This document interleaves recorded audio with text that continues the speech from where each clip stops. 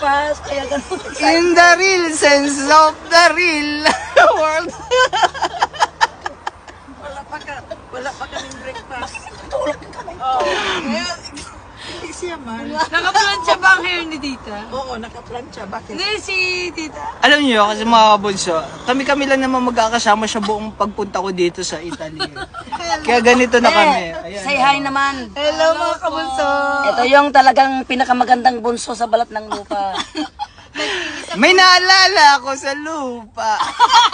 Nung inamoy ko ang kasarili ko, hindi naman. Amoy na ba sa kami?